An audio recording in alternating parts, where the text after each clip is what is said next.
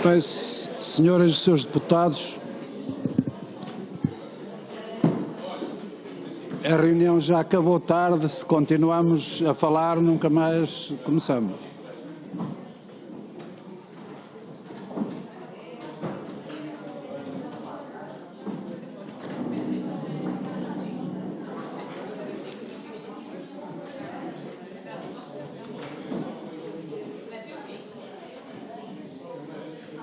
Quero, em primeiro lugar,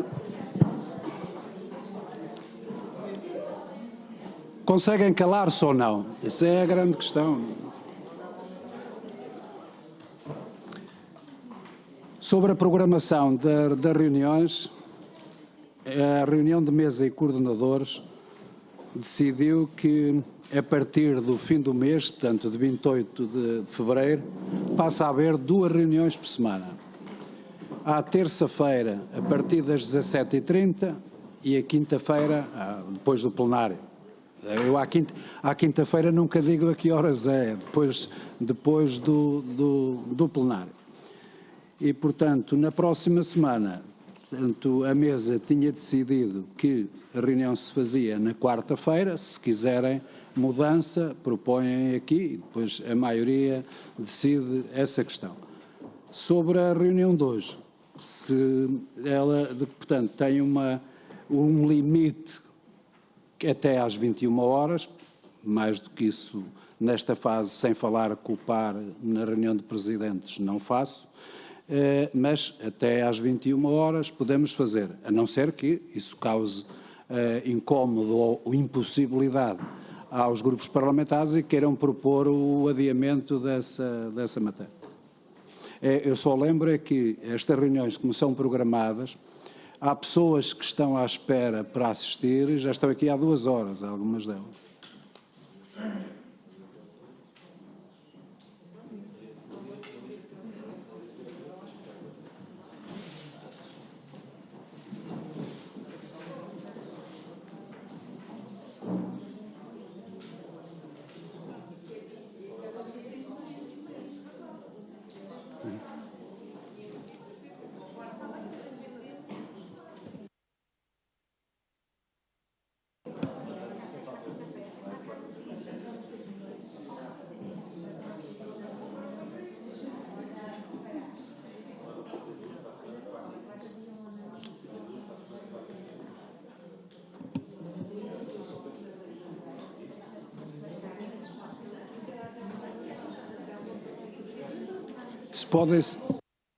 Pode ser até à meia-noite, todos os dias que quiserem. Já tenho essa situação, portanto, os seus coordenadores, na próxima reunião de mesa e coordenadores, dia 1, podem prolongar as reuniões até à meia-noite, se assim o entender. Portanto, agora, não, porque ainda não estava previsto essa situação. Só fica antes do dia 1, só é da próxima semana. Vamos então começar, então é melhor chamar o senhor que está aí daquilo. Ora, começamos então pelo artigo 1º e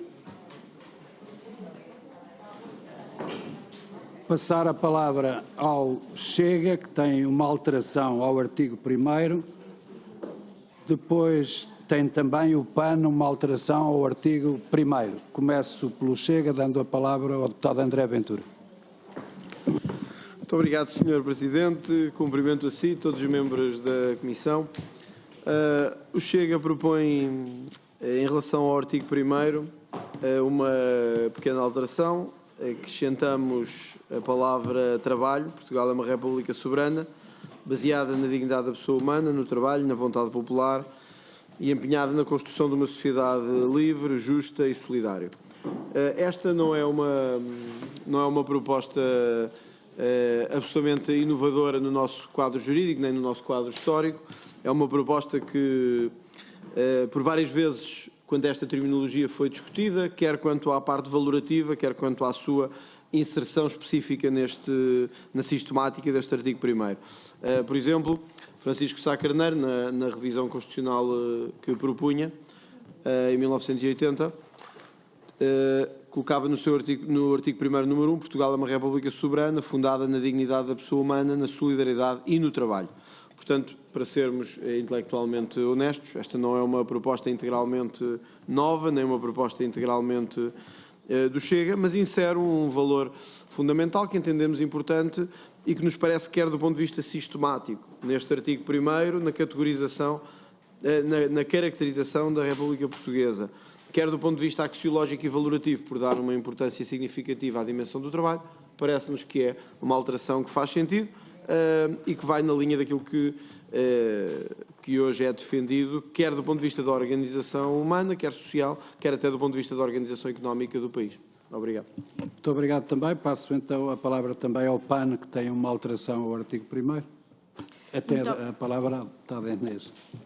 Muito obrigada, Sr. Presidente. Cumprimento as senhoras e os senhores deputados. O artigo 1º da Constituição acaba por definir o objeto da lei fundamental, lança os pilares em que assenta a República Portuguesa, referindo-se não apenas à dignidade da pessoa humana e à vontade popular empenhada na construção de uma sociedade livre, justa e solidária. Os professores Gomes Cantilho e Vital Moreira referem que a dignidade da pessoa humana não é jurídico ou constitucionalmente um limite, um princípio limite, mas constitui antes um ponto de partida, o qual deve ser tido em consideração até para a abertura a novas exigências que possam apresentar-se ao ser humano. E, nesse sentido, estas novas exigências, no entender do PAN, não devem ser desassociadas dos desafios que aos dias de hoje se apresentam, quer do ponto de vista da justiça intergeracional, da proteção ambiental, mas também dos animais. Desde logo, aquilo que se propõe é a inclusão deste princípio de justiça e solidariedade intergeracional como um princípio que determina que as gerações presentes têm um dever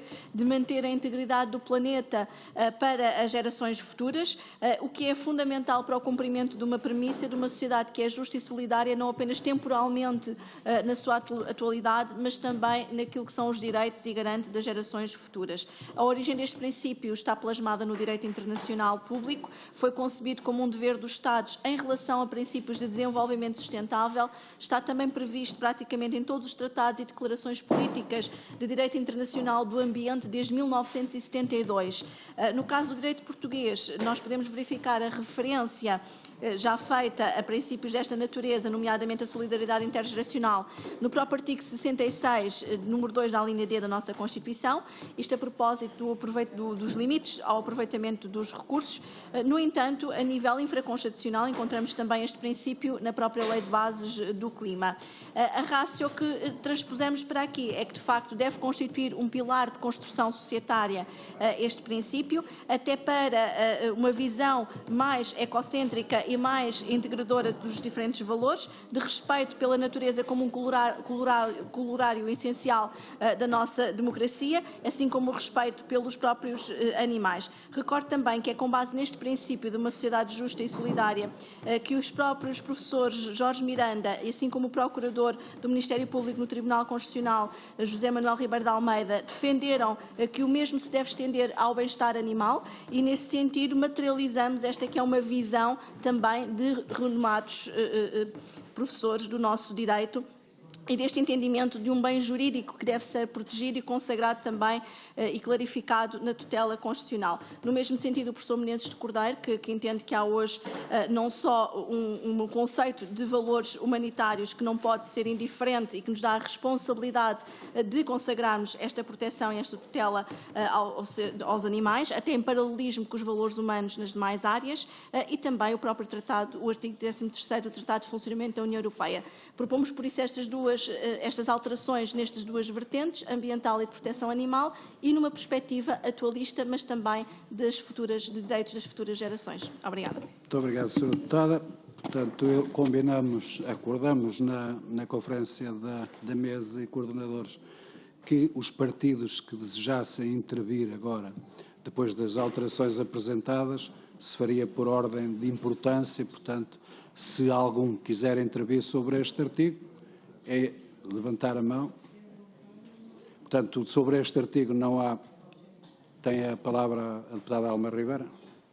Obrigada, Sr. Presidente.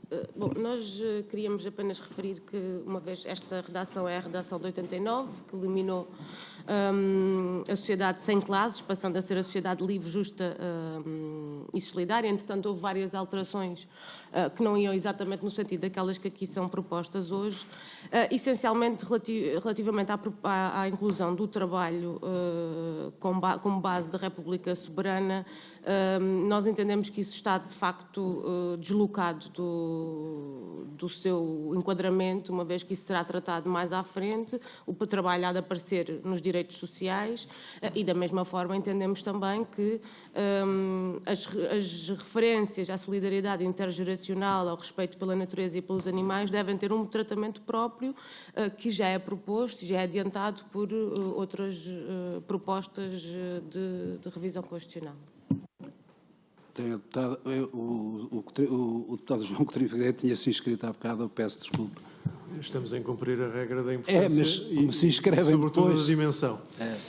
Muito obrigado, Sr. Presidente. Muito boa noite a todos.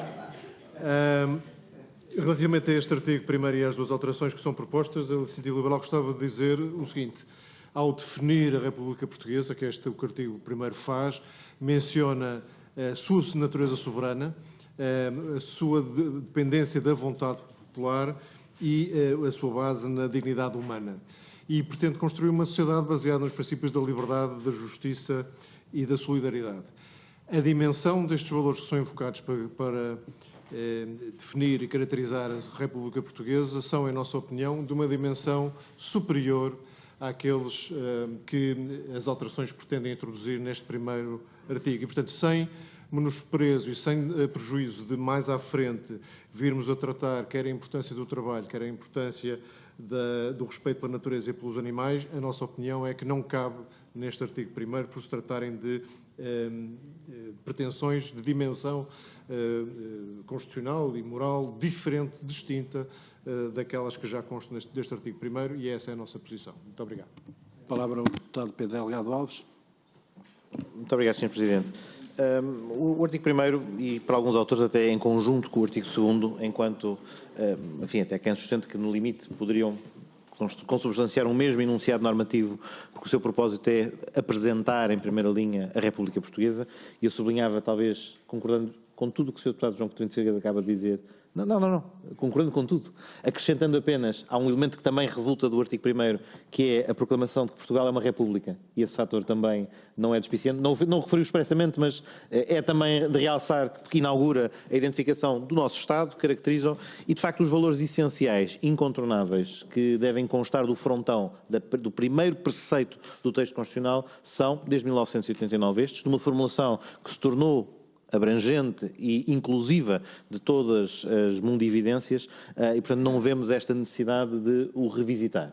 Mais uma vez também, precisamente como também o Sr. Deputado João Coutinho Figueiredo dava nota, sem menosprezo pelos temas que são colocados em cima da mesa, pelo seu relevo, mas pelo relevo que é tratado especificamente noutros capítulos do texto constitucional, alguns dos quais, é certo, não têm ainda tradução na atual versão da Constituição, reporto-me ao que o projeto do PAN refere ao nível do respeito pelos animais, mas encontramos, penso eu, melhor arrumação sistemática e melhor ponderação destas matérias noutros pontos do texto constitucional, razão pela qual não acompanharemos as propostas de alteração ao artigo 1º.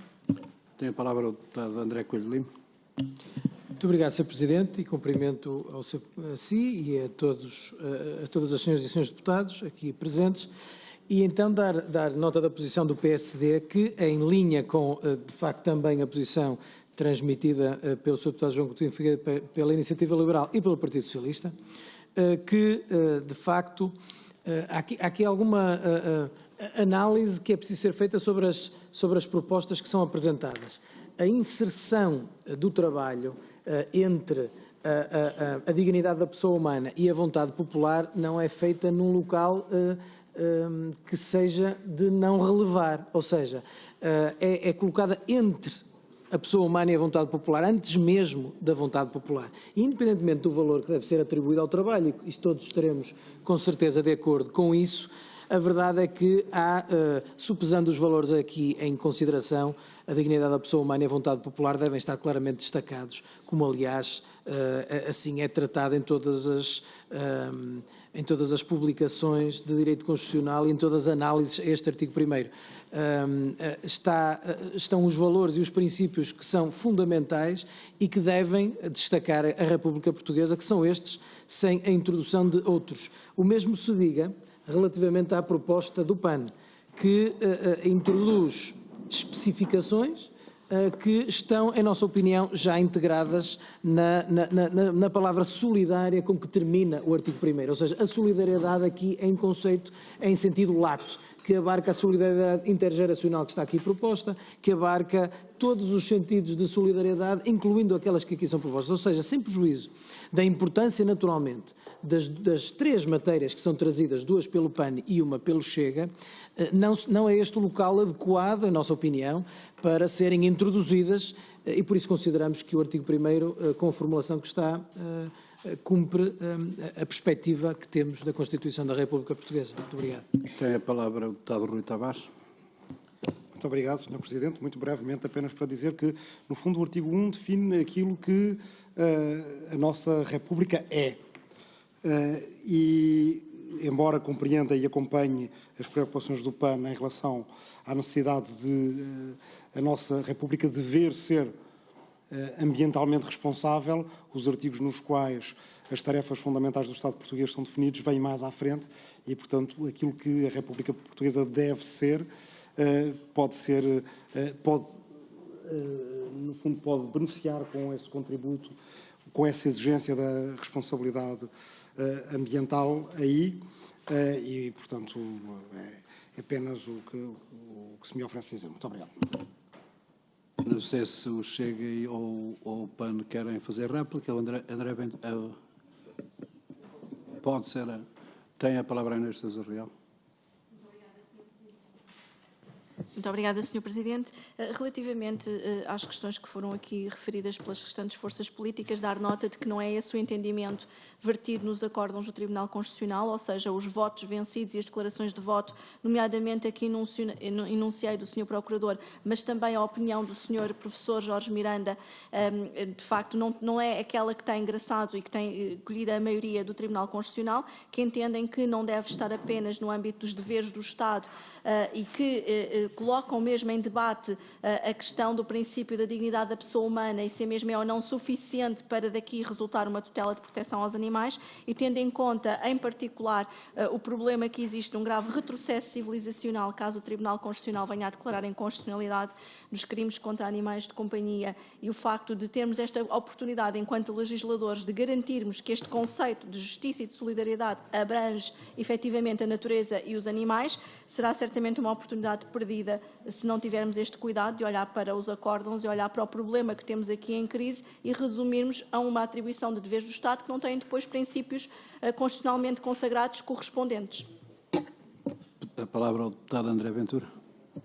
Sr. Presidente, obrigado. Muito brevemente também, apenas para dar a nota do seguinte, obviamente compreendo aqui os argumentos que os nossos colegas colocaram, nomeadamente em termos não da classificação dos elementos que aqui se queria inserir, mas da sua eventual não harmonia sistemática ao ser colocado neste artigo, mas de facto há aqui um elemento que parece importante e que até o Sr. Deputado Rui Tavares referiu, que este artigo de facto define aquilo que a República é. Bom, e eu penso que uma das coisas que a nossa República é, quer na diáspora, quer no país, é um país de trabalho e de gente trabalhadora. E talvez por isso Sá Carneiro quisesse incluir no artigo 1º da Constituição a palavra trabalho também.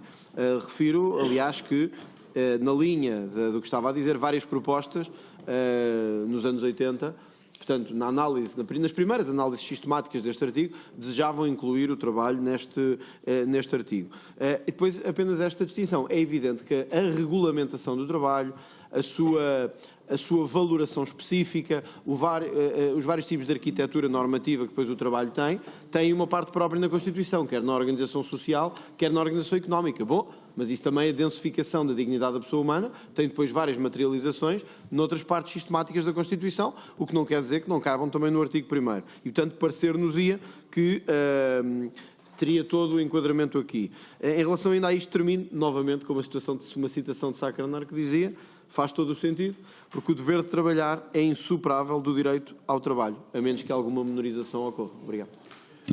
Estão conhecidas as posições, são claras, portanto, cada partido fez essa questão. Não sei se há mais alguma questão pontual. Não há. Passamos ao artigo 4º, que tem uma proposta de alteração do Chega. Tem a palavra o deputado André Ventura. Obrigado, Sr. Presidente. Em relação à proposta do artigo 4º, penso que ela também é fácil de compreender, quer no seu alcance, quer na sua importância. E, portanto, distinguindo estes dois elementos, começamos pelo elemento de importância. Um dos elementos identificativos da pátria, um dos elementos identificativos da cidadania é a língua e a cultura. Portugal, nas suas várias dimensões territorial, política e cultural, encerra a dimensão única e fundamental da língua, da simbologia cultural e da própria cultura portuguesa. Por isso entendemos que a nacionalidade portuguesa deve ser atribuída apenas a quem conhecer a língua e a cultura portuguesa como parte dessa inserção valorativa e moral. Encontramos hoje várias situações quer no nosso sistema jurídico, quer no sistema real do país, em que aqueles a quem é atribuída a nacionalidade portuguesa não só não conhecem a língua, como não conhecem a cultura portuguesa. Parece-nos fundamental que a sua promoção e a sua proteção seja assegurada. Mas ao inserirmos especificamente no artigo 4º, a expressão dever de conhecer é também, ao mesmo tempo, um mandato para o legislador. Uma tentativa de conformar a legislação ordinária com um propósito anterior, que é a legislação em matéria de nacionalidade não pode fazer disto uma venda da nacionalidade, mas deve fazê-lo apenas nos casos em que haja conhecimento aprofundado da língua e da cultura portuguesa. Isto porquê? Porque quer juridicamente, quer do ponto de vista cultural, a língua e a identidade são partes integrantes do conceito de pátria e do próprio conceito de nacionalidade, que dá o cartão de visita aos membros da pátria, digamos assim. Por isso o nosso artigo 4º vai no sentido de proteger a nossa língua e a nossa cultura e fazer uma interligação, quer sistemática, quer moral, quer política, entre a língua e a cultura e a nacionalidade portuguesa. Muito obrigado. Portanto, vamos começar então desta vez para não me enganar entre os grandes e os pequenos. Se do PS alguém para intervir sobre este ponto, Pedro Delgado Alves. Muito obrigado, Sr. Presidente. Naturalmente, a matéria da proteção e da salvaguarda, quer da língua portuguesa, quer da cultura portuguesa, é matéria que a Constituição da República não desconhece. Não desconhece desde a revisão de 2001, que consagrou expressamente aquilo que até essa data era um costume constitucional, de que a língua portuguesa é a língua oficial, enfim, sugestão do professor Jorge Miranda, na altura não era deputado, mas na sequência de escritos que tinha feito, a Constituição passou expressamente a aludir à língua portuguesa, nesse contexto, porque também já o previa enquanto tarefa fundamental do Estado, e a salvaguarda da cultura portuguesa em vários dos seus preceitos, seja naqueles dos direitos, liberdades e garantias relativos à liberdade de criação cultural, seja naqueles que dizem depois respeito, já em sede de direitos económicos, sociais e culturais, à valorização da cultura no sentido amplo e abrangente, não é algo que seja estranho ao texto constitucional, mas pelo contrário, estes deveres até existem. E também fazendo uma nota sobre que deveres é que devem constar do texto constitucional, a Constituição não é especialmente, eu diria até ao contrário, é algo parcimoniosa na identificação de deveres. Eu penso que expressamente identifica 4. O dever fundamental de pagar impostos, o dever de defesa do território, o dever de proteção do ambiente e o dever de proteção do património cultural. São os 4 que expressamente a que a Constituição alude. O que aqui encontramos nesta proposta, é uma associação de eventuais deveres que se passariam a consagrar ex novo, como condição para o exercício da cidadania. Não deixa de ser peculiar que todos os cidadãos portugueses originários, no momento do seu nascimento, desconhecem a lírica camoniana, não leram o livro do Sossego e seguramente não falam uma palavra de português. Minha filha de 11 meses já se vai esforçando com algumas coisas, é portuguesa originária, mas ainda não diz uma palavra, apesar de já comunicar de forma muito expressiva. E comunica de forma muito expressiva, como paga impostos, paga impostos, pagam impostos, sim. Mais uma vez, com grande equívoco, sim, pagam impostos, Não, pagam efetivamente impostos. Sem falarem diretamente, depois falam a seguir. Pagam impostos, independentemente da sua faixa etária, porque, enfim, não é preciso preencher uma declaração de IRS para pagar impostos, e quando se beneficia da aquisição de um biberon, há um pagamento de IVA, seguramente pode discutir-se, de património de quem é que ele virá. Mas sim, estes deveres são, assim como os direitos, também enquadráveis em conceitos que também não seriam irrelevantes para este debate, a sua capacidade de exercício e de gozo, mas o ponto onde queria chegar era fundamentalmente a esta associação da cidadania e da titularidade da cidadania ao cumprimento de determinados deveres, com uma escala de exigência que, desde logo, é estruturalmente incompatível com a ideia subjacente à cidadania originária. Mas mesmo no que diz respeito à cidadania adquirida por naturalização, não é nada que estranho, a nenhum de nós estranha, e conhecendo nós a lei da nacionalidade, bem sabemos que ela assenta na ideia do conhecimento da língua portuguesa como sendo um fator relevante. Agora, a escala de intensidade desse conhecimento é algo que, obviamente, não cabe no texto da Constituição, até diria, nem deve caber no texto da lei. Aquilo que se deve encontrar é se essas pessoas constituíram ou não laços de ligação à comunidade nacional. E podem constituir esses laços de ligação à comunidade nacional, não tendo um conhecimento tão aprofundado da cultura portuguesa como outros portugueses têm. Mas também, seguramente, e mais uma vez, agora continuando a recorrer ao Pessoa, encontramos alguém que, não sendo português originário, por acaso não sei se é cidadão nacional, mas já foi prévio Pessoa, seguramente, perguntando ao Richard Zenith o que é que ele nos tem a dizer sobre o Fernando Pessoa, dirá muito mais e com muito mais riqueza sobre a cultura portuguesa que muitos cidadãos portugueses originários que nunca leram, enfim, nem têm que ler, que nunca leram. É um fator irrelevante para a qualificação de alguém como cidadão. Aquilo que discutimos no texto constitucional é a pertença a uma comunidade política. E, de facto, a expressão utilizada, uma das expressões utilizadas para qualificar ou para enquadrar a proposta, pátria, é uma palavra que não tem espaço no texto constitucional. Não deve ter. O que está aqui é de outra coisa. É este Estado que acabámos de definir no artigo 1º, a República Portuguesa, com estas características e os vínculos que os cidadãos estabelecem com este Estado. E até estes cidadãos podem sentir membros mais do que uma pátria. E podem sentir-se portugueses, e podem sentir-se cabo-verdianos, podem sentir-se norte-americanos, podem conhecer mais uma ou outra das culturas a elas associadas, porque o próprio conceito de nação é um conceito cultural, não é um conceito jurídico. Pode ser útil para apontar caminhos, mas não é seguramente onde se esgota a natureza da definição da cidadania. Portanto, a Constituição já protege a língua, já protege a cultura, já tem comandos para que elas sejam desenvolvidas, estabelecê-los como critérios para o exercício do primeiro dos direitos. Se fizermos aquilo que depois dá acesso a todos os outros, é uma solução que o Partido Socialista não acompanha. Portanto, votaremos contra a proposta. Muito obrigado, Sr. Deputado. Por o PSD tem a palavra a deputada Catarina Rocha Ferreira. Obrigada, Sr. Presidente, senhoras e senhores deputados. Julgo que todos concordamos que tanto a língua como a cultura portuguesa são elementos importantes na nossa identidade cultural.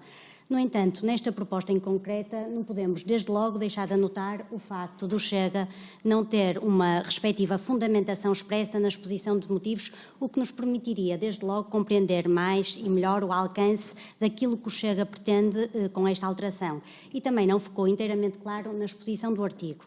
E, no caso concreto, é algo que nos parece fundamental tentarmos esclarecer. Como todos sabemos, existem vários casos em que a atual lei da nacionalidade não exige o conhecimento suficiente da língua portuguesa, como de resto foi aqui expresso. Na nacionalidade originária, por exemplo, o único caso que se exige o conhecimento da língua portuguesa é no caso de netos ou bisnetos portugueses. Ou, na naturalização agora, esse requisito não é exigido em vários casos. Aliás, o conhecimento suficiente da língua portuguesa nem sequer constitui, por si só, fundamento de oposição à aquisição da nacionalidade portuguesa por efeito da vontade, embora possa ser um dos elementos a ser aferido no fundamento consistente na inexistência de ligação efetiva à comunidade nacional. E por isso é que é importante compreendermos bem o alcance desta proposta. Com esta proposta, a ideia do Chega é retirar a nacionalidade a todos os portugueses que já adquiriram, mesmo sem conhecerem suficientemente a língua e a cultura portuguesa? Ou seja, o Chega pretende inconstitucionalizar a atual lei da nacionalidade?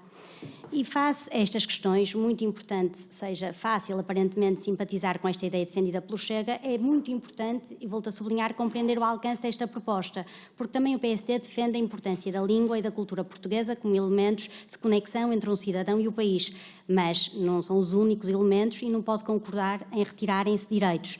E a verdade é que esta alteração constitucional proposta pode acarretar consequências imprevisíveis e que podem ser mesmo muito nefastas para um conjunto de cidadãos portugueses.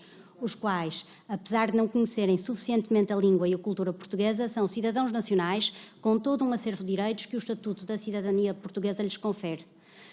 De notar ainda que o artigo 4º da Constituição mantém a sua redação intacta desde a sua versão originária, de 76, nunca tendo sido objeto de alteração. Aliás, tanto os professores Gomes Canutilho como Vital Moreira reconhecem, e passo a citar: não deixa de ser estranho que a Constituição, tão pormenorizada em outros domínios menos importantes, se tenha abstido de fixar, ao menos, os critérios base de definição da cidadania.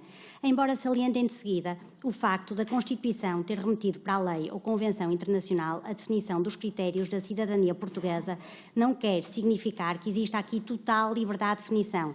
Não pode ser adotada uma solução arbitrária. Há de existir, naturalmente, uma qualquer conexão relevante entre o cidadão português e Portugal, seja nascimento em território português, filiação de portugueses, casamento com portugueses, etc. Neste sentido, e apesar de alguns critérios previstos na Lei da Nacionalidade serem questionáveis, aliás, o PSD votou contra a última revisão da lei em 2020, através da qual foi atribuída a nacionalidade portuguesa originária a qualquer indivíduo que nasce em solo português, sendo suficiente que um dos progenitores aqui resida legalmente ou que aqui resida ilegalmente há pelo menos um ano, a verdade é que, mesmo assim, a Lei da Nacionalidade não é arbitrária e revela a existência de conexão efetiva com o nosso país. Portanto, o que acontece é que, com esta proposta, o Chega pretende valorizar o conhecimento da língua e da cultura portuguesa a um nível bem mais elevado do que os habituais critérios de ius soli ou ius sanguinis definitores da nacionalidade. De resto, nem em termos de direito comparado se localiza outro país europeu que tivesse uma norma equivalente à proposta pelo Chega. Obrigada. Muito obrigado, Sra. Deputada. Tem a palavra o deputado da Iniciativa Liberal, João Coutinho de Figueiredo. Muito obrigado, Sr. Presidente.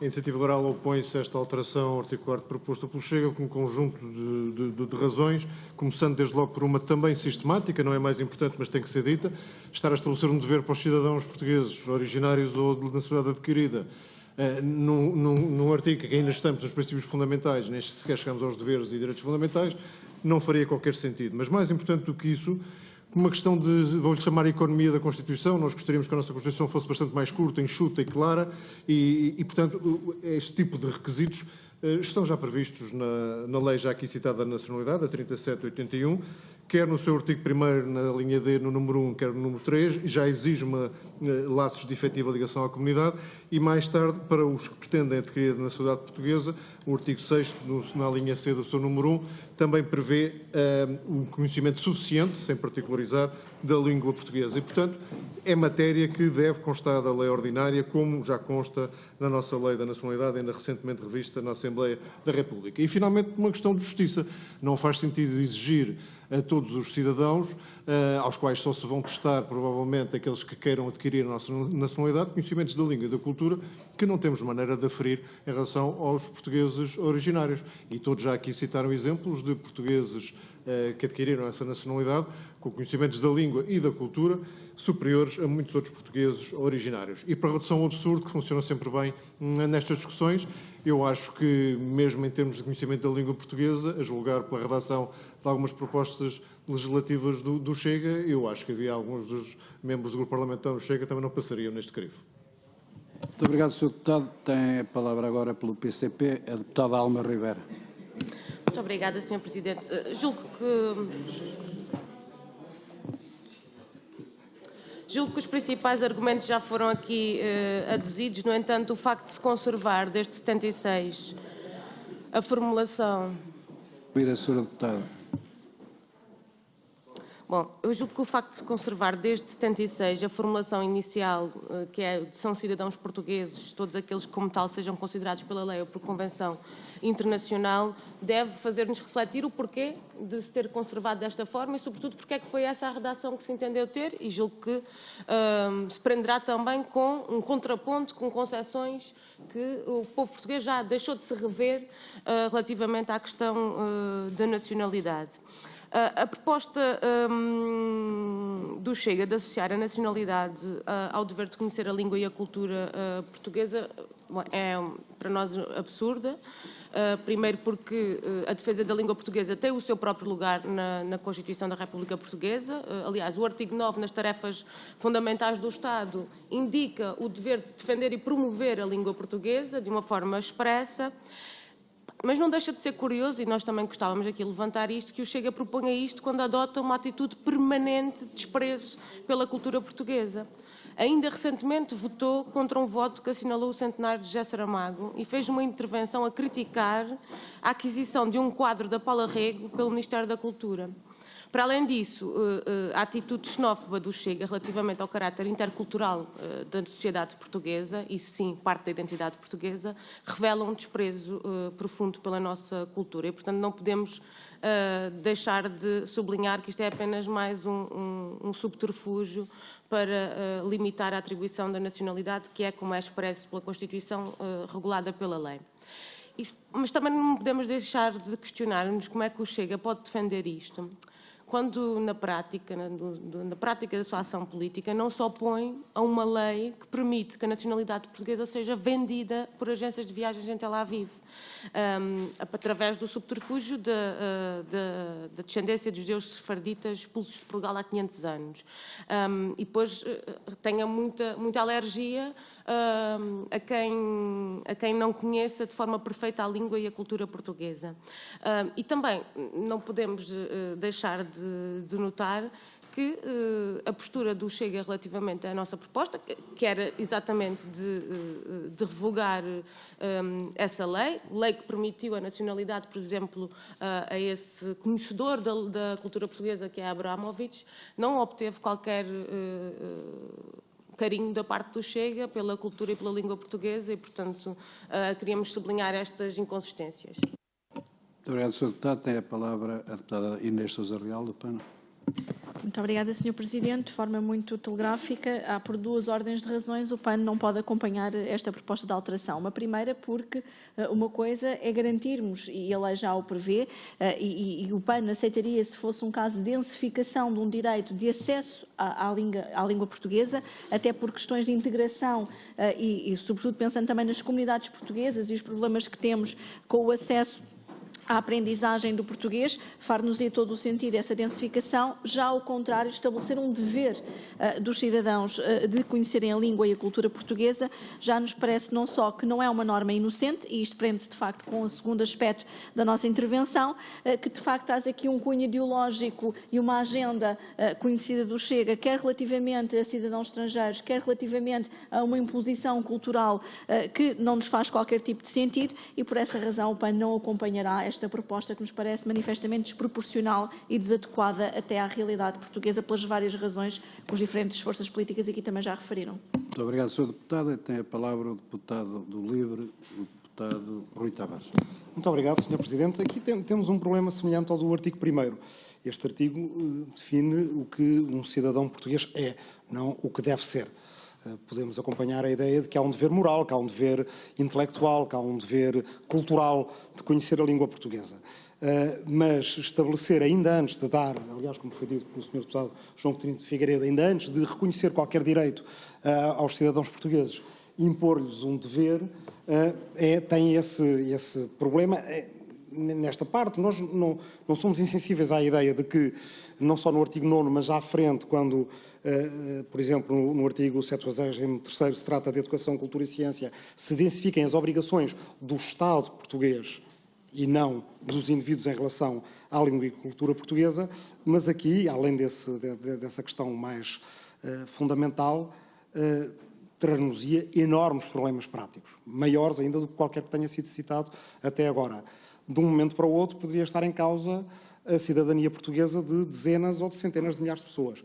Em Macau existem 150 mil cidadãos portugueses de etnia chinesa que não falam a língua portuguesa, perante os quais temos obrigações de direito internacional em relação aos instrumentos que assinámos com a República Popular da China em relação à transição da administração de Macau de Portugal para a China. Até 2049 temos obrigações, 150 mil pessoas teriam a sua cidadania portuguesa em dúvida.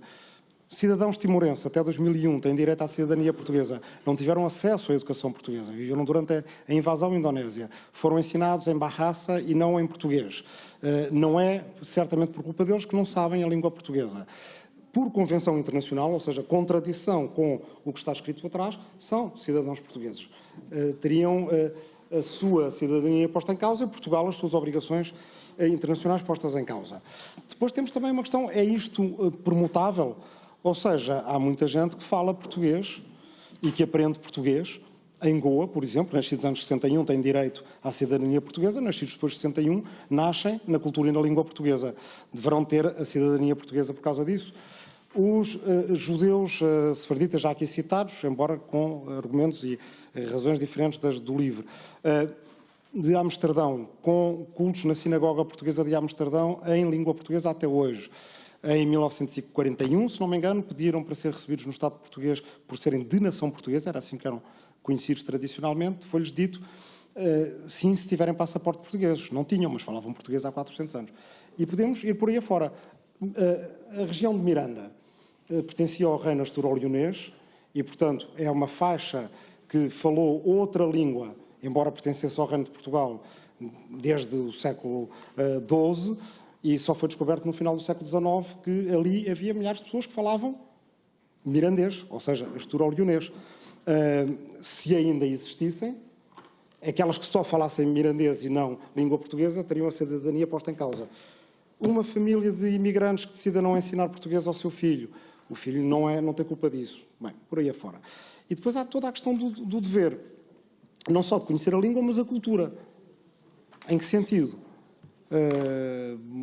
Correspondência entre sujeitos e predicados, não pôr vírgulas a mais nas frases, conhecer bem a história da cultura portuguesa. Eu aqui há uns tempos ouvi um deputado municipal do Chega, na Assembleia Municipal de Lisboa, dizer que uma mesquita na Moraria era uma entorse à tradição e à história do local. Portanto, é um problema porque a própria intervenção era uma entorse ao conhecimento da história do local, ao conhecimento da língua e até ao dever conhecer da própria palavra mouraria, que não é assim por acaso. E pronto, creio que são razões... Bem, mas ainda há razões linguísticas. Uma boa razão, porque no outro dia falávamos de convidar não só constitucionalistas, o que fazer aos crioulos de base portuguesa, ao papiamento, ao patuá, ao papiá cristã. Quem fala papiá cristã na Malásia há séculos, devemos ir reconhecer a cidadania? Fascinante, se calhar devemos, não sei se é o que o Chega quer. Mas pronto. São problemas mais do que suficientes para ver que isto seria uma proposta que tornaria o artigo 4º uma contradição nos termos. Muito obrigado. Muito obrigado, Sr. Deputado. Eu não sou mirandês, mas sou mirandelense e posso garantir que os mirandeses agora, a maioria, só sabe português, já não sabe o mirandês. Isso é. Eu não sou mirandês, mas é mirandelense, é uma parte. Tem a palavra agora pelo Chega o deputado André Ventura. Obrigado, Sr. Presidente. Eu vou começar por dizer o seguinte.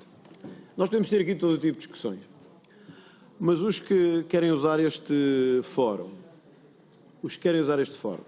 para fazer ataques grotescos ou piadas de mau gosto, sabem que comigo vão ter uma coisa, vão ter resposta, e eu vou dá-la agora. E a primeira resposta vai ser esta. Eu não aceito que alguém diga que um deputado municipal do Chega fez um entorce à língua portuguesa quando teve uma deputada do seu partido aqui no Parlamento a fazer entorces seguidos à língua portuguesa durante o mandato inteiro. E agora vai ler e vai ver o que é que eu estou a dizer. E vai ver vários ataques seguidos à língua portuguesa, ao seu partido, a sua representante aqui, a tal que depois disse que era mentirosa e afastou do seu partido e a mandou sair de casa. Essa, está a ver? Isso é que foram entorces grandes à língua portuguesa, até musculares às vezes. Agora aprenda. João Coutinho de Figueiredo. Eu não tenho que aprender. Não é só atacar os outros. Tenho que também saber ouvir. Tenho que também saber ouvir. Isto é que são entorces à língua portuguesa. É só silêncio, é assim. Obrigado, Sr. Vamos lá ver. A discussão pode ser ativa. À vontade aqui. Deve-se discutir. Agora, é cada um no seu lugar, mas não é usando situações que depois nos podem deixar numa situação extremamente complicada. Acho que nenhum de nós quer e, portanto, o André Ventura pode responder como entender. Exato. Agora, não usa assim linguagem que seja considerada abusiva nesta situação. E as 3 intervenções anteriores que usaram linguagem mas não abusiva? usaram linguagem abusiva. Não, criticaram. Que os deputados municipais do Chega não sabem falar português. Não disseram do Chega. Quando a deputada nacional, tudo era quem menos sabia falar português. Portanto, talvez aprendam um pouco sobre isso. Lá está racismo, claro. Claro que é racismo, claro que é racismo. Não podia ser outra coisa. João Gomes, nós podemos discutir, obviamente, a sistemática da coisa, mas era o mesmo que eu dizer, que vocês querem uma Constituição enxuta, porque de facto não têm ideias nenhumas. Por isso é que têm tão poucas propostas, ao ponto que hoje foram pôr propostas de alteração das sedes dos locais dos institutos, porque nós vos dissemos que vocês tinham 0 propostas, porque trabalhar com vocês é 0. Portanto, não compreendeste bem. Quando alguém vos diz que não trabalham, vocês o que é que fazem? Vão pôr propostas de alteração dos locais. Um passa para Lisboa, outro passa para Leiria, outro passa para... Pronto. É isso que vocês fazem. E, portanto, dizer que há propostas do Chega com erros, claro que há. Mas, sabes, da Iniciativa Liberal também há muitas. Muitas. E muitas com erros até gritantes. E algumas de frases até que vocês não sabem fazer. Lamento imenso, mas é verdade. Finalmente, Sr. Deputado Alma Rivera, sim, nós não votámos contra o José Saramago. Não tem a ver com a cultura. Sabe o que é que tem que ver? Tem que ver que o José Saramago, que você acha que é representante da cultura portuguesa, foi quem mais saneou jornalistas em Portugal nos anos 75 e 76. Jornalistas como aqueles que estão ali foram saneados pelo Sr. José Saramago. E, portanto, não, para nós a cultura portuguesa não é censura, nem saneamentos políticos, nem fazer despedimentos forçados, nos jornais. Portanto, se para si isso é cultura portuguesa, para o PCP, nós já sabemos o que é cultura portuguesa. Cultura portuguesa é tudo o que tem vermelho e levanta assim a mão. Mas vou-lhe dizer uma coisa, por isso é que só estão com 2% nas sondagens, porque já ninguém se reconhece nesse modelo de cultura. E, portanto, lamento imenso ter começado assim, mas e continuarei assim, sempre que houver intervenções deste tipo. Sim, eu não tenho nenhum problema. José Saramago não representa a cultura portuguesa e por isso não tenho nenhum problema em dizê-lo aqui. Mas bem, pode ser prémio Nobel, mas não representa a cultura portuguesa. Desculpem lá. Vamos lá ver uma coisa. Vamos ver se nos entendemos aqui todos, senão não vamos a lado nenhum com uma comissão tão grande, não vamos a lado nenhum. É assim. Os seus deputados podem falar o que entenderem das suas comissões. Falam para o Presidente da Mesa, não falam uns com os outros. Só quando lhe derem a palavra. Isso é a questão. Ainda não acabou o deputado André Ventura. Ainda não. Demorar um pouco, Sr. Presidente. E, portanto, queria deixar isto claro, porque se isto é para discutir revisão constitucional, acho que é isto que estamos aqui a fazer. Quando vierem discutir outras coisas, já sabem que isto é como a Bíblia Sagrada. Quando se atira para um lado, leva-se com 3 do outro. Vamos agora voltar à sistemática dos... não sabes o que é a Bíblia Sagrada, eu percebo isso. Vamos agora voltar à sistemática dos artigos. O Sr. Deputado Pedro Delgado Alves dizia, usando uma imagem, que a cidadania está interligada com os deveres. E, portanto, falou dos deveres, foi? Dos deveres de defender a pátria, o dever de pagar impostos. Não, desculpe, disse isso. Falou dos deveres de defender a pátria, o dever de pagar impostos, tanto que desculpe, falou, está dito. É isso que eu estou a dizer, que há deveres. Eu disse que não estão ligados. Eu passo a palavra a seguir, não há problema. Eu disse que não estão ligados. E falou do dever de pagar impostos, do dever de defender a pátria e do dever de proteger o património cultural e artístico e o ambiente. Ora, o dever que aqui é estabelecido é um dever absolutamente interligado com o conceito jurídico que estamos a conformar, que é o conceito de cidadania. É evidente que nós não vamos retroativamente para trás, como é facilmente perceptível para qualquer pessoa, tirar agora a nacionalidade a quem não falar português, mas que tenha a nacionalidade portuguesa já adquirida. Chama-se aí situação jurídica consolidada. Não é preciso estar aqui com grande explicação sobre isso. Portanto, vamos lá ver se somos sérios no que estamos a discutir, não é? Não estamos a discutir uma alteração daqui para a frente, não é daqui para trás. É uma alteração constitucional. É uma alteração constitucional, não é uma alteração retroativa. Ora, aqueles que adquiriram a nacionalidade portuguesa sem conhecer a lei, no passado, têm a sua situação adquirida e consolidada. Nada disso estaria aqui em causa. É evidente que os deveres são diferenciados consoante a situação, tal como os menores não têm dever de defender a pátria, por exemplo, numa determinada situação.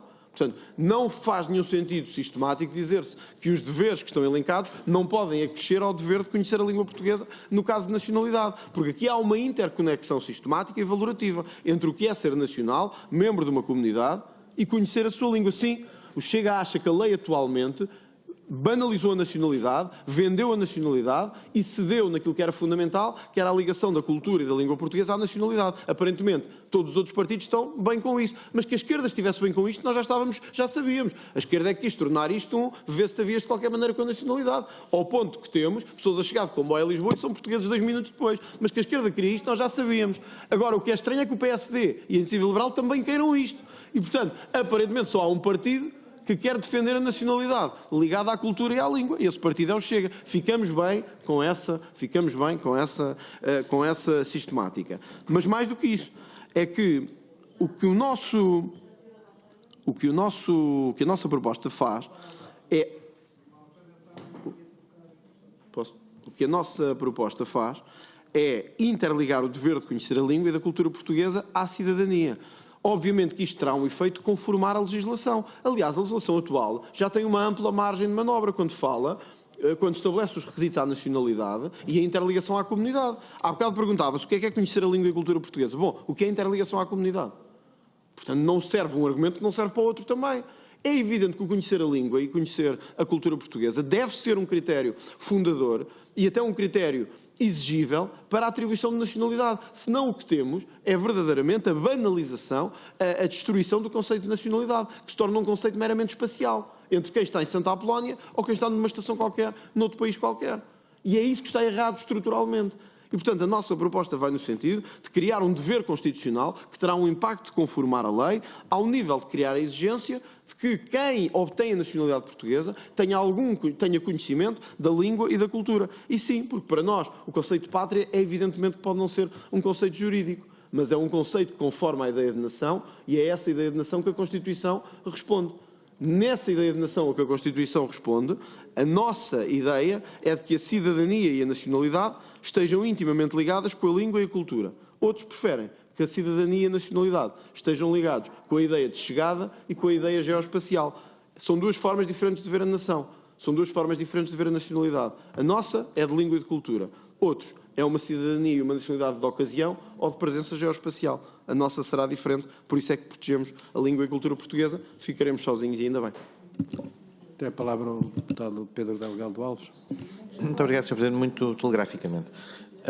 Enfim, nós estamos a rever um texto constitucional e um texto constitucional que assenta, enquanto lei fundamental de um determinado Estado, no primeiro pressuposto, que é o reconhecimento de que é que para que é que estamos a legislar. Estamos a legislar para um Estado. E um Estado, de acordo com a teoria geral do Estado clássica, recuando ao Jelinek ou aos outros, tem 3 componentes.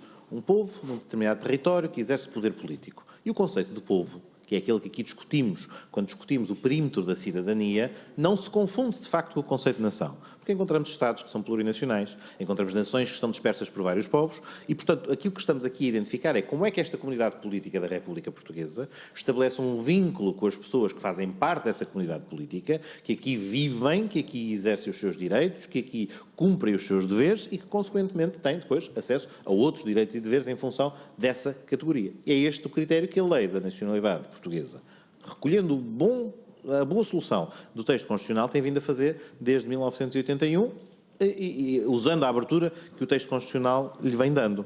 E para que fique claro, eu acho que ficou claro, mas enfim, talvez não para o Sr. Deputado André Ventura, eu repito, a nossa Constituição não faz depender o exercício de um direito, como é a cidadania, do cumprimento de qualquer outro dever. Eu elenquei até, precisamente para ilustrar, que a nossa Constituição é muito parcimoniosa e raramente identifica expressamente um conjunto de deveres, e normalmente até muitos autores identificam nessa identificação de deveres o direito correspectivo que está do outro lado, apenas 4 casos em que os plasma no texto constitucional. Mas deles não faz depender, ou do seu cumprimento, não faz depender nenhum outro direito fundamental.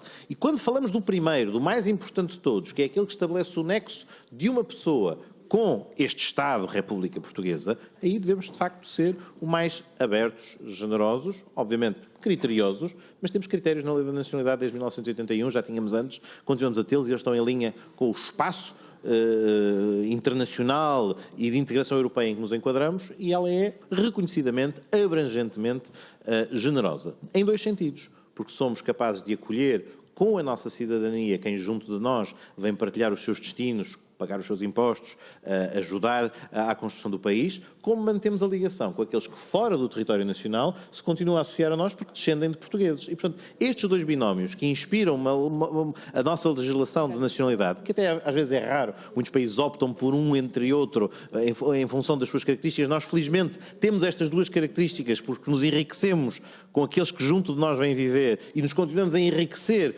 com os descendentes de portugueses, dos portugueses que descendem de portugueses e que residem fora do território nacional. E, portanto, por muito que venha dizer, não se preocupem, isto é só para o futuro, não há aqui nenhum risco de retroatividade. Eu deixo a pergunta, podemos não colocar a questão em relação àqueles que já têm hoje o seu passaporte português e o seu cartão de cidadão, mas está a querer insinuar que um luso-descendente que eventualmente não domine a língua portuguesa com o mesmo grau de proeficiência, amanhã poderá estar sujeito a um teste de validação de aquisição. Podem falar Disse o senhor, eu já disse aqui, senão mas eu respondo porque é que falamos por eficiência. Não vamos fazer nada. Cada um fala na sua vez. Porque é que tem que estar a falar uns para os outros? Obrigado, Sr. Presidente. Mas foi desrespeitando a sua regra, mas eu vou responder porque acho que é útil. Porquê é que eu falo em proeficiência? Porque não fui eu, e aliás ficará nas atas, não fui eu que falei do elevado padrão de conhecimento da cultura e língua portuguesa. Foi o Sr. Deputado que disse. E foi o Sr. Deputado que inscreveu na forma como abordou o tema, perante a eventual insuficiência que são os requisitos que a lei e o regulamento da nacionalidade hoje têm quanto ao conhecimento da língua portuguesa. E, portanto, se está a criar um dever que depois não é para levar a sério, também não leva muito a sério a sua proposta, parece-me. Tem a palavra o deputado André Coelho Lima. Muito obrigado, Sr. Presidente. Bom, eu pedi a palavra por um conjunto de coisas que aqui foram ditas pelo Sr. Deputado André Ventura para procurar voltar a pôr os pontos nos is e pôr a discussão de uma revisão constitucional no patamar da qual não deveria ter saído. O combate político é feito de ataque e defesa de propostas, não de pessoas e de circunstâncias. E eu assisti aqui a um ataque, ou críticas à proposta do Chega, com a mesma legitimidade com que o Chega defendeu a sua própria proposta. E não assisti ninguém a ultrapassar esses limites. E se eu puder fazê-lo, enfim, se me permitirem esse atrevimento, queria chamar a atenção para que quem lê as atas anteriores saibamos estar à altura daqueles que nos antecederam e não deixemos para o futuro atas que não nos orgulhem, como o momento que assistimos agora aqui há pouco tempo. E depois dizer, em nome do PSD, verberar que uma proposta que, no fundo, procura sobrelevar o conhecimento da língua e da cultura portuguesa. E depois, na defesa dessa proposta, o Sr. Deputado André Ventura diz José Saramago não representa a cultura portuguesa, nós temos que verberar isto. Nós só temos 2 cidadãos nacionais que receberam o Prémio Nobel, José Saramago e o professor Egas Muniz, e quer dizer, e considerar que um destes vultos não representa a cultura portuguesa é não saber o que é a cultura portuguesa. Então não estamos a discutir aqui nada, porque se queremos pôr como dever conhecer a cultura portuguesa e consideramos que um dos 2 prémios Nobel que nós temos não representa, enfim, não sei de que é que estamos aqui a falar. E voltando ao fundamental, nós somos, politicamente, eu interessa-me pouco as interconexões sistemáticas e valorativas. Politicamente somos contra a criação de deveres para a qualificação de alguém como cidadão. É o que aqui está proposto. Não estamos a falar da importância do conhecimento da língua e da cultura portuguesa. Estamos a falar em ter o dever de o conhecer. Primeiro, somos contra a criação dessa condição prévia ou desse requisito. E, em segundo lugar, enfim, eu estava-me a aparecer aqui uma palavra que prefiro não usar. Não faz nenhum sentido. Nós temos, por exemplo, atletas como Pablo Pichardo ou Francis Obiquelo que não conhecem a cultura e a língua portuguesa, ou não conheciam quando foram portugueses. Queremos que não sejam eles ou outros como eles. Nós temos, sobretudo, é o mais chocante desta proposta, muitos filhos de imigrantes. Nós que somos um povo de diáspora. Eu estive com um indiano nos Estados Unidos que nos ouviu a falar na sua loja e veio ter connosco, com as pessoas que lá estávamos, e não sabia dizer uma palavra de português. E muito orgulhoso exibiu o bilhete de identidade português, porque era de Goa, era goês. E, portanto, veio-me dizer também sou português em inglês. Não sabia falar português. Nós queremos que estas pessoas não sejam portugueses quando elas querem ser portugueses e estão ligados a Portugal pela nossa história. Estão ligados a história grandiloquente do nosso país, que o Chega quer dizer ser apenas sua, ou ser o seu único defensor, também integra muita gente que não sabe falar português, nem nunca soube. Aliás, como nos diferentes períodos de conquistas e reconquistas, onde nós ficamos com uma boa parte do território que era que tinha árabes, essencialmente, e que passaram a ser portugueses. E nós temos cristãos novos, temos moçárabes, temos tudo. Isto é que é a riqueza da nossa língua, da nossa cultura, é disto que nós somos feitos. Não é agora de uma cristalização no século XXI daquilo que é o português, na opinião do Sr. Deputado André Ventura.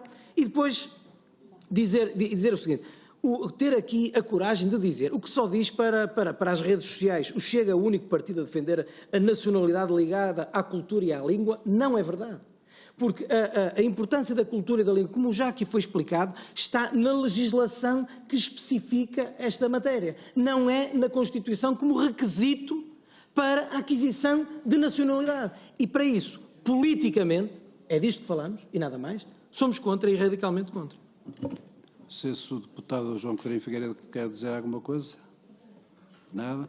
Sr. Deputado, então, Alma Ribeira, do PCP. Bom, eu tinha outra coisa para dizer anteriormente e que vou aproveitar para dizer, porque tínhamos combinado previamente, as circunstâncias eram outras, que às 8h30 a reunião iria terminar, a reunião era suposto ter começado às 6h, é verdade, mas havia essa limitação horária que já tínhamos colocado. Não, acabamos quando acabar, ao chegarmos, eu disse que podia prolongar-se até às 21h. Com certeza. Mas eu queria lembrar que isso foi Não, há aqui um ponto prévio. O Pedro Filipe Soares depois também pediu que se passasse do artigo 7º, onde tem proposta, ele não está, portanto, no fim deste artigo, terminamos esta reunião e vamos combinar as da próxima semana, que podem durar até à meia-noite. Portanto, podem ter essa situação. Posso continuar no uso da palavra? Ok, obrigada. Portanto, esse assunto julgo que não oferece grande resistência, pelo que vejo do comportamento da sala. Agora, acho que isso, falando com alguma mais seriedade, tendo em conta aquilo que foi aqui também referido, e secundava as preocupações já manifestadas por vários deputados, e eu acho que todos os grupos parlamentares, todos aqueles que estão nesta sala, devem contribuir para a elevação do debate. E todos têm o igual dever de o fazer. Expressões como levam todos, expressões como referir-se a deputadas que foram eleitas ao Parlamento português, pode gostar ou não, pode concordar ou não, como não conhecedoras da língua, como seja lá o que for, não estão ao nível deste lugar, não dignificam a Assembleia da República. E, portanto, ou nos sabemos comportar ou não sabemos. E, portanto, este é um apelo para que todos os grupos parlamentares colaborem no sentido de elevar o debate numa revisão constitucional que merece muito mais do que aquilo que tem sido feito. Tem a palavra o deputado Rui Tavares. Muito obrigado, Sr. Presidente. Só uns apontamentos muito rápidos. Uma precisão. O Sr. deputado André Ventura, a certa altura, reagindo perante mim, dizia que se aventava que eu teria dito que alguma coisa era racismo, não mencionei a palavra, não sei como é que o Sr. deputado André Ventura o ouviu, ou a imaginou, mas ela não foi mencionada por mim. Segundo aspecto, parece-me que é grave, ainda mais no contexto de uma comissão como estas, poder insinuar-se que algum deputado ou deputada desta comissão é, no fundo, menos patriótico, que ama menos a língua ou a cultura do país, ou que até não tem, pessoalmente, para si, esse dever que se quer constitucionalizar, ou que se pretenderia constitucionalizar, de cada dia conhecer mais e melhor a nossa língua e a nossa cultura. Noto só que vários dos casos específicos que foram mencionados não obtiveram resposta, a não ser dizer-se que isto não teria valor retrospectivo, mas continua retroativo. Obrigado pela correção. Mas não sabemos então o que é que acontece aos descendentes destas pessoas que não têm provavelmente condições de lhes poder dar uma educação na língua portuguesa. Pessoalmente já dei aulas na Nova Inglaterra, na região norte-americana da Nova Inglaterra, onde há centenas de milhares de concidadãos nossos, especialmente oriundos dos Açores. E muitos filhos e netos de imigrantes portugueses nos Estados Unidos, com nacionalidade portuguesa, que foram meus alunos, e alguns queriam aprender português, mas nem todos tiveram essa oportunidade. Não podemos distinguir entre eles e elas, para não falar de uma série de outros problemas que nem sequer mencionámos. É conhecido que entre os galegos há muitos que consideram que a sua língua é português, chamados galeguistas reintegracionistas. Não sei se não teríamos aí problemas, mas queria terminar apenas com a Constituição também serve para ser lida pelos cidadãos comuns. E o que um cidadão comum, até alguém que conheça a língua e a cultura portuguesa e que leia um artigo que diga que todos os cidadãos de nacionalidade portuguesa têm o dever de conhecer a língua e a cultura portuguesa, mas que considere que isso de alguma forma é entrave a que possa pedir a nacionalidade, vai defrontar-se com o obstáculo que esta nova formulação do artigo lhe põe. Não é jurista, não é constitucionalista, ninguém lhe veio dizer se é retroativo, se não é retroativo, como é que vai ser interpretado no Tribunal Constitucional. Este artigo lança a confusão perante aqueles a quem a Constituição também se dirige, e isso também não deve deixar de ser importante para nós. Muito obrigado. E agora, para terminar este ponto, o deputado André Ventura. Obrigado, Sr. Presidente. Bom, indo por partes, eu vou ler muito rapidamente mesmo, uma frase de 30 de maio de 2012, de alguém que diz: há uma relação fundamental entre a língua, a cultura e a cidadania. Não foi ninguém do Chega, não foi ninguém do PS, nem do LIVRE, foi Vasco Graça Moura. Vasco Graça Moura. E, portanto, a ligação entre a língua e a comunidade e a cidadania é tão evidente que eu vou dispensar de fazer essa apresentação novamente, porque Vasco Graça Moura substitui-me nas próprias palavras, de forma muito mais eloquente, muito mais dota, muito mais abrangente, e ele certamente não tinha o cartão de militante do Chega. Tinha de outros aqui nesta sala que talvez devam pensar melhor aquilo que acabaram de dizer. E, Sr. Deputado André Coelho Lima, de facto, há um mundo que nos diferencia nisto, de facto. Eu nunca esperei ouvir, mas eu também sei que agora anda a criticar o líder do PSD também, pelo que ele anda a dizer, e eu compreendo isso. Eu percebo que andem um pouco às avessas agora e não saibam bem o que é que onde dizer, só dizer uma coisa. Não vamos pôr isso na Constituição. Eu sei.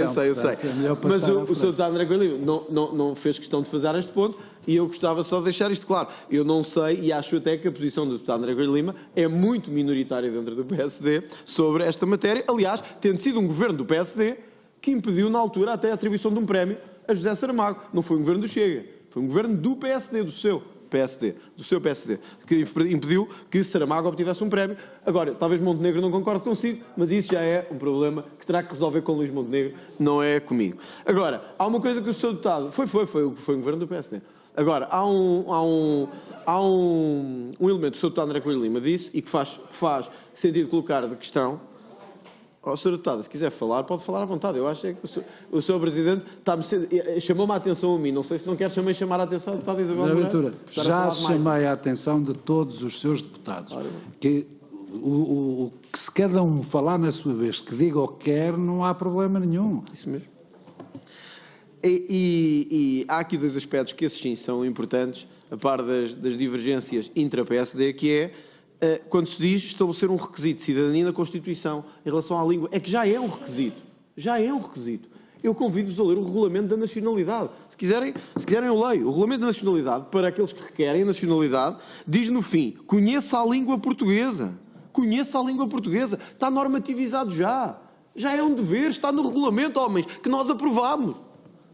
E, portanto, estar a dizer que não faz sentido falar de dever de aprender a língua quando está no Regulamento da Nacionalidade é algo, pelo menos, incompreensível de dizer, porque podiam-se colocar então aqui as questões também, e os que não sabem a língua, e os que a vão desaprender, e os que nunca a aprenderam, e os que são de Goa, e os que são da Nova Inglaterra, e os que são da Galiza. Bom, isso faz algum sentido? Claro que não, porque já está no Regulamento. É um dever, é um dever.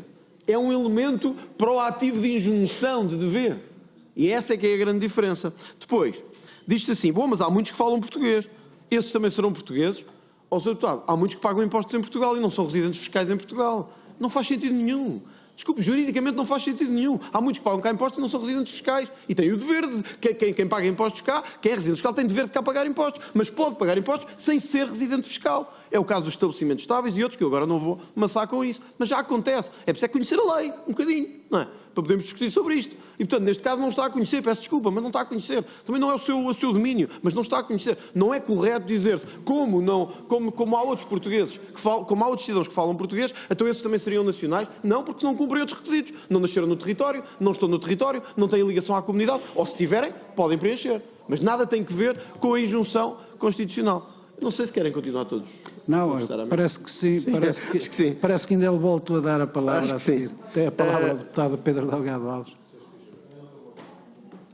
Eu não terminei só, mas também vou quase terminar. Agora não estava barulho, podia ter... Eu sei, Sr. Presidente, eu sei, confio na sua imparcialidade absoluta nesta matéria. Portanto, eu compreendo a questão de que a ligação de um dever, a criação de um dever nesta parte sistemática da Constituição não nos choca absolutamente nada, admito que seja discutível. A nossa perspectiva é clara. Tal como existe hoje a legislação, ela já condensa um dever em relação à nacionalidade e à cidadania. Parece-nos que constitucionalizar esse dever é uma forma muito positiva de enaltecer a língua e a cultura portuguesa e, sim, nesse caso, há um certo patriotismo nesta defesa, que não retira patriotismo a outros, mas há um certo patriotismo nesta defesa. Como dizia Fernando Pessoa, Portugal é também a língua portuguesa. Deputado Pedro, já não? Então, abdicas? Muito bem, então... Antes... Desculpem lá agora, só... Quer? Então tem a palavra o deputado do LIVRE, o deputado Rui Tavares. Eu pensava que o senhor deputado Pedro Delgado Alves estava primeiro. A frase de facto não é essa, não sei se já temos o dever constitucional de saber que é a minha pátria é a língua portuguesa e por aí... O artigo já estava bem debatido. Mas desligando-a da nacionalidade. Só para dizer uma coisa, porque se fala de tradição, a tradição jurídica portuguesa sempre foi o ius soli e nunca a língua portuguesa foi, em séculos de história do Estado português e das entidades suas antecessoras do Reino de Portugal, nunca foi condição para ser súbdito do Rei de Portugal, nunca foi condição para ser cidadão de Portugal e no Império também, em boas fases da história do Império Português, nunca sequer foi tarefa do Império Português, nem vontade, nem missão, a não ser a partir do Brasil do século XVIII, durante muito tempo a língua geral tupi-guarani foi a língua do Império naquela parte, nunca o Estado português teve essa obrigação. Se queremos falar de tradição, já agora também convém conhecê-la. O André Ventura quer ainda dizer mais alguma coisa sobre isto? Não sei se quer dizer mais alguma coisa. Não, apenas só dizer ao Sr. Deputado Rui Tavares que ele não tem razão nessa parte histórica, porque basta ler, por exemplo, o Estatuto do Indígena, já durante o período do Estado Novo, em que aí sim se falava da língua portuguesa, e isso que eu saiba é também história de Portugal. E aí já se falava da história de Portugal. Agora, falava da história de Portugal, tenho certeza, da língua portuguesa tenho a certeza absoluta, mas que eu saiba, no último século ainda é a história de Portugal.